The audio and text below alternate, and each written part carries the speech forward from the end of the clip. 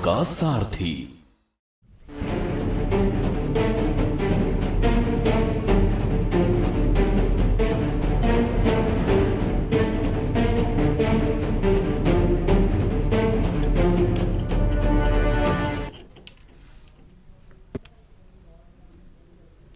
नमस्कार, मुद्दे की बात में आप सभी का स्वागत है। मैं हूं आपके साथ गरिमा वाजपेयी। आज बात करेंगे आग में 5 जिंदगियां खत्म हो गई, इनका जिम्मेदार आखिर कौन?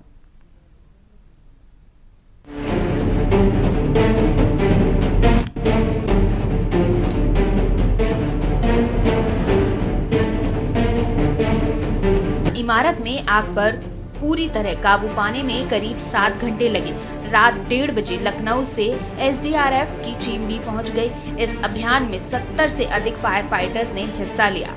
फायर फाइटर्स ने इमारत की तीसरी मंजिल पर फंसे कुछ लोगों को सुरक्षित निकाल लिया, लेकिन चौथी मंजिल पर फंसे मोहम्मद दानिश, उनकी पत्नी नाज़मी सबा और बेटियां सारा, सिमरा और इनाया की जान नहीं बचाई जा सकी। इन सभी के शव सुबह करीबन 5:30 बजे बर्न यूनिट भेजे गए। स्थानीय लोगों के अनुसार आग पहले बेसमेंट में लगी और उसके बाद मात्र 20 मिनट में चौथी मंजिल तक पहुंच गई। आग लगने के कुछ ही देर बाद इमारत में 3 तेज धमाके भी हुए, जिनके पीछे सिलेंडर ब्लास्ट की आशंका जताई जा रही है। फायर ब्रिगेड को सूचना दी गई। धीरे धीरे दमकल की गाड़ियों की संख्या बढ़ती गई और कुल 10 गाड़ियां आग बुझाने में जुटी। मृतकों के एक परिजन ने बताया कि आग इमारत में रात 8:45 के आसपास लगी थी। आग बुझाने में दिक्कत इसलिए आई, आग और बढ़ती गई क्योंकि फैक्ट्री में जूते के सोल चिपकाने में इस्तेमाल होने वाला टेट्राइड केमिकल और पेट्रोल मौजूद था। इससे आग बार बार भड़कती रही। धुएं के चलते फायर फाइटर्स को बिल्डिंग के अंदर जाने में भी बाधा आई। इधर पुलिस ने आसपास की 6 इमारतों को एहतियातन खाली करवा लिया और वहां रह रहे लोगों को सुरक्षित स्थानों पर शिफ्ट कराया। घटना की जांच जारी है और आग लगने के कारणों की पुष्टि अभी तक नहीं हो पाई है। पुलिस व फायर विभाग मामले की गंभीरता से जांच कर रहे हैं। 5 मंजिला मकान है उनके घर में, उनके चमड़े का काम होता है। आज उनके घर में आग लगी, जिसमें से पति पत्नी व 3 बच्चे उसमें फंसे हैं। 2 पति और पत्नी को निकाल लिया गया है और उनको उसका हॉस्पिटल भेजा गया है और 3 बच्चों की तलाश जारी है। अंदर काफ़ी टेम्परेचर है और यहाँ पे 10 से 12 गाड़ियाँ लगी हुई हैं और एसडीआरएफ की टीम लगी हुई है। हमारे कई अधिकारी और कई थानों की फोर्स यहाँ लगी है और बचाव कार्य जारी है। दमकल कर्मियों के मुताबिक शुरू में पानी को सीधे सामने से डालकर आग पर काबू पाने की कोशिश की गई, लेकिन ऊंचाई और सकरी सीढ़ियों के कारण रेस्क्यू में दिक्कतें आई। इसके बाद हाइड्रोलिक प्लेटफॉर्म मंगवाया गया, जिसकी मदद से दमकल कर्मियों ने ऊपरी मंजिलों तक पानी पहुंचाया और वहां फंसे लोगों को बाहर निकाला। जानकारी के अनुसार इस बहुमंजिला भवन में भूतल में गोदाम था, जिसमें कच्चा माल, तैयार उत्पाद और बड़ी मात्रा में केमिकल संग्रहित था। आग लगने के करीब 2 घंटे की कड़ी मशक्कत के बाद दमकल कर्मी भूतल और निचली मंजिलों पर लगी आग को काबू करने में सफल हुए, लेकिन तभी केमिकल में दोबारा लगी आग ने तीसरी, चौथी और फिर 5वीं मंजिल को अपनी चपेट में ले लिया। मैं तो अपने घर में थी, अभी मुझे पता चली कि यहाँ आग लग गया। मुझे परिवार फंसा, मैं भागी आई। अब परिवार वाले तो रो रहे हैं कि मेरे बच्चे फंसे हैं। अब ये यहाँ दे रहा भी है, कुछ दिख भी तो नहीं रहा है। अब देखो क्या है भैया, अब इन्हीं लोगों से पूछ रहे हैं। मुख्यमंत्री ने इस घटना को गंभीरता से लिया है। अरे भैया, जब सब गंभीरता से लेगा, मुख्यमंत्री तो ले गए, तो पूरे सबके तो मुख्यमंत्री है ना भैया। क्या आपको जानकारी है? हमें जानकारी है तो मैं तो भाग के भी दौड़ के अभी हम परिवार से मिल के आ रहे हैं। क्या वो बता रहे मेरा परिवार फंसा है, वहाँ अंदर है। हमें इसकी सूचना मिली, हम थे बिनेम लखनऊ में थे। जैसे लौटे अभी हम आए तो देखा, बड़ा अफसोस, बहुत दुखद भरी घटना है ये। इसके लिए शब्द भी नहीं निकलने। बहुत अफसोस हो रहा है कि बहुत छोटे छोटे बच्चे हैं, शायद ऊपर 3, पूरा परिवार ही अंदर है। बहुत दुख है इसके लिए। जी, हमें पता चला 5 लोग हैं, पूरा परिवार ही है, शायद माता पिता और 3 बच्चे हैं। तो बस उसी के लिए देख रहे हैं। बहुत दुख भरी घटना आई है। वहीं लखनऊ से एसडीआरएफ की एक टीम को भी बुलाया गया ताकि बचाव कार्यों में तेजी लाई जा सके। इस हादसे का संज्ञान लेते हुए मुख्यमंत्री योगी आदित्यनाथ ने जिला प्रशासन और फायर ब्रिगेड की टीम को मौके पर तत्काल पहुंचकर राहत कार्य में तेजी लाने के निर्देश दिए।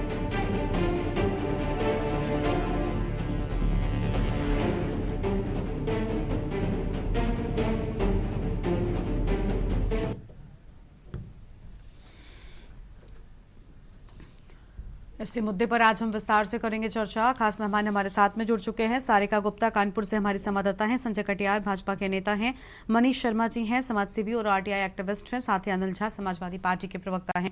सबसे पहले अपडेट लेते हैं सारिका गुप्ता से, हमारे संवाददाता से। सारिका, पूरी जानकारी क्या है? फिलहाल 5 जिंदगियां आग में झुलस गई।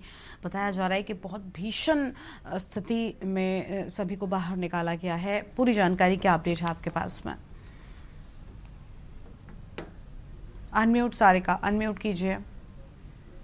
कि यही वो बिल्डिंग है, बोलिए इमारत है जिसमें 5 जिंदगियां काल के गाल में समा गई हैं। यही वो बिल्डिंग है। मैं आपको फिर से दिखा दूं, ये वो 5 मंजिला इमारत है जिसके फर्स्ट फ्लोर पर जूते चप्पल का कारखाना था, भारी मात्रा में केमिकल रखा था और उसके ऊपर जो है फैमिलियां रहती थी। लगभग 4 मंजिला जो ये 5 मंजिला इमारत है, वहां पर 4 फ्लोर पर जो है वो फैमिलियां रहती थी और वो जो फैमिली थी जो पूरी तरीके से आज हमारे बीच नहीं है, उस पर दुख जरूर जताया जा रहा है, लेकिन वो 3rd फ्लोर पर थी और वहां पर आग की लपटें बहुत तेजी से पहुंच गई क्योंकि जो केमिकल यूज होता है जूते चप्पल बनाने के लिए, कहीं ना कहीं उसके द्वारा ब्लास्ट हुआ, 2 बार ब्लास्ट हुआ, जिसके कारण पूरी बिल्डिंग में जो है इतनी जोरों की आग थी कि कोई भी नहीं आ सका था। ये देखिए किस तरीके से यहाँ पर जो फायर ब्रिगेड के कर्मचारी हैं, उनके जो उपकरण होते हैं, जो जूते चप्पल होते हैं, वो यहाँ पर हैं। यहाँ पर जो लोग थे, इस बिल्डिंग में जो लोग थे, जब वो उतारे गए हैं तो उनके यहाँ पर देखिए किस तरीके से यहाँ पर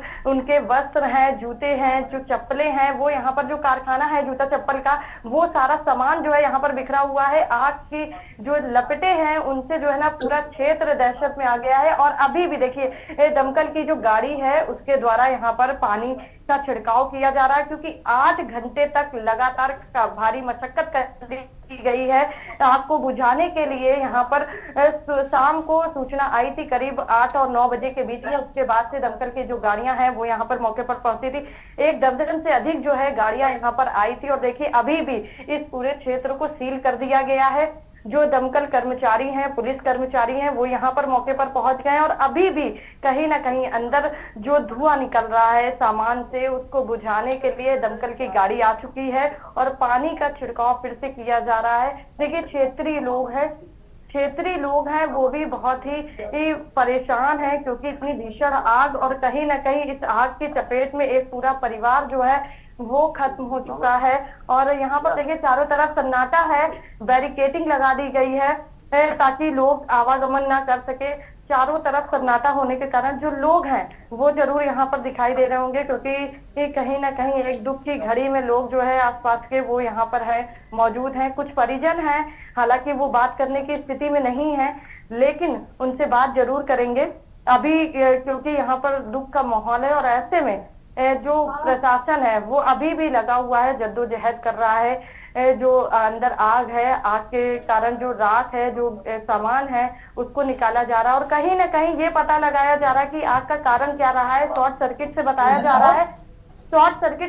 जा रहा है कि आग है, इसको लेकर जांच करी जा रही है और जो 5 शव है उनका भी पोस्टमार्टम किया जा रहा है। पोस्टमार्टम करके ये पता लगाया जाएगा कि यहाँ पर क्या वजह रही है, क्या आग के कारण उनकी मृत्यु हुई है या फिर और कोई वजह रही है, वो भी पोस्टमार्टम से पता किया जाएगा। लेकिन एक ये दुखद घटना है, कहीं ना कहीं गर्मी का मौसम है और ऐसे में आग की जो घटनाएं हैं वो बेहद सामने आ जाती हैं। हाल ही में अभी 1 दिन पहले ही नवाबगंज में भी एक आग की घटना हुई थी जिसमें एक वृद्ध की मौत हो जाती है और उसके बाद दूसरे दिन कानपुर का ही ये प्रेम नगर है जहां पर दूसरी घटना होती है और 5 लोग इस घटना की चपेट में आ जाते हैं और अपनी जान को गंवा देते हैं। तो देखिए मैं एक बार फिर से दिखा दूं, यही वो बिल्डिंग है जहां पर आग लगी थी और आज भी देखिए यहाँ पर काफी दमकल के जो कर्मचारी हैं, जो पुलिसकर्मी हैं वो तैनात है बाकायदे। अभी भी यहाँ पर जो है आग को बुझाने का काम जो है वो किया जा रहा है। बाकायदे पूरे क्षेत्र को सील कर दिया गया है, बैरिकेडिंग लगा दी गई है, आवागमन ठप कर दिया गया है। जो लोग हैं जो लोग हैं वो आसपास जो रहते हैं वो यहाँ पर इकट्ठा है, क्योंकि कहीं ना कहीं एक डर व्याप्त हो चुका है। गरिमा, ये स्थिति है अभी यहाँ पे वर्तमान की। बिल्कुल साफ तौर पर हम देख पा रहे हैं बेहद भयावह नज़ारा जो है वो देखने को मिल रहा है। काफ़ी दुखी लोग इस घटना के बाद नजर आए। बिल्कुल साफ तौर पर हमने देखा 5 जाने इस पूरे दुखद हादसे में चली गई हैं। लौटेंगे आपके पास में। भाजपा के प्रवक्ता संजय कटियार जी हमारे साथ में हैं। स्वागत सर आपका। संजय जी, कुछ मानक होते हैं, जैसे घर में ही नीचे कारखाना था, आग इतनी तेजी के साथ में फैली, रेस्क्यू किया गया लेकिन तब तक बहुत देर हो गई थी। इन मानकों का पूरा ना होना भी कहीं ना कहीं ऐसी घटनाओं के लिए जिम्मेदार होता है। पूरा का पूरा परिवार झुलस गया, कह सकते हैं कि जिंदा लोगों की जान चली गई है। गरिमा जी, पहले तो आपके इस लोकप्रिय चैनल के माध्यम से मैं उन सभी मृतकों के परिवार को संवेदना अपनी करता हूँ। और नवाबगंज में श्री जयप्रकाश गुप्ता जी भी इसके आग की घटना में मारे गए, उनको भी मैं परिवार को शोक संवेदना देता हूँ। निश्चय ही बहुत ही दुखद घटना है और बहुत ही हृदय विदारक, सभी दुखी हैं। गरिमा जी, सवाल अभी आपने मानकों के सवाल किया तो मैं इसके सिर्फ इतना बताना चाहता हूँ। एक तो घनी आबादी के बीच इस तरह की 5 मंजिला इमारत, दूसरी सबसे बड़ी चीज की सरकार यूपी साइड इसी जैसे औद्योगिक क्षेत्रों का विकास करती है। हमारे कानपुर में पनकी 1, 2, 3, 4, 5 फेज में बड़े बड़े औद्योगिक क्षेत्र हैं। रूमा चकेरी में नया औद्योगिक क्षेत्र है, चौबेपुर में नया औद्योगिक क्षेत्र है। ये औद्योगिक क्षेत्र क्यों बनाए जाते हैं? इसलिए बनाए जाते हैं कि रिहायशी व्यवस्था अलग रहे और औद्योगिक व्यवस्था आबादी से दूर रहे, तो दुर्घटनाएं होंगी भी तो जन हानि कम होगी। अब इस बिल्डिंग में देख लीजिए, 5 मंजिला इमारत में 2 मंजिल में रिहायशी थी और जो वहां पर काम हो रहा था चमड़े का और चप्पल का, थोड़ा सा मुझे इस पर जानकारी है, मैं साइंस का स्टूडेंट रहा हूँ, कि डेंड्राइट एक होता है जो इसको एडहेसिव कहते हैं, इसको चिपकाने का काम करता है और वो इतना ज्वलनशील होता है, पेट्रोल से भी ज्यादा ज्वलनशील होता है। गरिमा जी, वहां सैकड़ों लीटर ड्रमो रखा रहा होगा, चाहे तो फायर ब्रिगेड वाले अधिकारी आपको कर देंगे। और उसकी वजह से इस आग ने इतनी तेजी पकड़ी और इतना हाई टेम्परेचर से पकड़ी कि आग का बुझाना मुश्किल हो गया। और वहां पर रिहायशी भी थे, निवास भी कर रहे हैं, वहीं कारखाना चला रहे हैं। मतलब आप खुद ही एक बम पे बैठे हुए हैं और आप उम्मीद करते हैं सुरक्षित रहेंगे। तो यहाँ पर जन जागरूकता की कमी नंबर 1। कानून व्यवस्था पर लोग संविधान और कानून की बातें तो करते हैं, मगर कानून तोड़ने में ही आनंद आता है कि हमें केडीए से परमिशन है, नक्शा प्राप्त बना हुआ, ठीक है, मगर हमें नक्शे के भी विपरीत निर्माण करना है। चंद लोगों को इसमें आप जानती हैं सब कुछ होता है, शक होते हैं, भ्रष्टाचार की कोई कमी नहीं है, सबका ठेका भी नहीं है भारत हमारी सरकार का। भ्रष्टाचारी हैं, रहे हैं और रहते रहे हैं, पकड़े जाते हैं तो जेल जाते हैं, सजा होती है हमारी सरकार में। लेकिन ये कोई एक दिन में बिल्डिंग नहीं बन गई गरिमा, ये 5 मंजिला इमारत है। आप समझ लीजिए कब बनी होगी, कब मानक क्यों नहीं, फायर ब्रिगेड के कोई उसका मानक नहीं है, फायर से लड़ने के, आग से लड़ने के कोई इंतजाम नहीं है, कोई आपातकालीन दूसरी प्रति मंजिल में होना चाहिए वहाँ दरवाजा नहीं है, बैकयार्ड भी वहाँ कवर करके बिल्डिंग बना दी गई है जो मेरी जानकारी में है। सीढ़ियां जो 1.5 मीटर चौड़ाई में होनी चाहिए उस चौड़ाई में नहीं है, इसीलिए फायर कर्मियों को अंदर जाने में असुविधा हुई, देर हुई, इसलिए ये 5 लोग जो है अकाल कौलिक हो गए। ये बहुत दुर्भाग्य की बात है। अब इसमें दोषी, अरे दोषी ठीक है, तंत्र दोषी है, जो पहले रहा होगा जिसने बनने दी, मानक के विपरीत बनाई, या जिनकी बिल्डिंग है वो भी इसके दोषी हैं कि कानून तोड़ के नक्शे के विपरीत आप भाई क्यों बना रहे हैं, क्यों आप जान से खिलवाड़ कर रहे हैं मजदूरों की। वहीं अपने घर में आप कारखाना भी चलवा रहे हैं, वो भी ऐसा जिसमें ऐसा पदार्थ इस्तेमाल होता है पेट्रोल से ज्यादा ज्वलनशील होता है गरिमा जी, आप जनता भी जान जाए। इस तरह की ये एक कारखाना नहीं, अभी घटना और हुई इस चमनगंज विशेष इलाका, प्रेमनगर, चमनगंज, इस तरफ ज्यादातर ऐसे कारखाने हैं और वहां पर इस तरह घटना होना कोई बड़ी बात नहीं, कभी भी हो जाए। इस पे मैं तो समझता हूँ एक बार बहुत गहराई से जांच होनी चाहिए और जितने इस तरह कारखाने हैं इस इलाके से, जहाँ से भी इस तरह के हो, निवास स्थलों से, रिहायशी इलाकों से बाहर करके इनको मजबूर करना चाहिए कि इंडस्ट्रियल इलाके में अपनी जगह लें और वहां पर कारखाने लगाए, तो जनता जनहानि बचेगी। एक घर में आग लगती है, 20 घर प्रभावित होते हैं। ठीक है, लौटेंगे आपके पास में। जागरूकता नहीं है, कानून का पालन न करने की आदतें जो हैं लेकिन कानून ने अगर नियम बनाए गए हैं तो प्रशासन या विभागीय लोगों को भी चाहिए कि नियमों का पालन कराया जाए, विभागीय लोगों को भी ये चाहिए। ठीक है संजय जी, लौटेंगे आपके पास में और मेहमान है। सर माफी के साथ आपको यहाँ पर रोक रहे हैं, हम अपनी चर्चा को आगे बढ़ाएंगे, उससे पहले एक ब्रेक के लिए यहाँ पर रुकते हैं, कहीं मत जाएगा, चल लौटेंगे।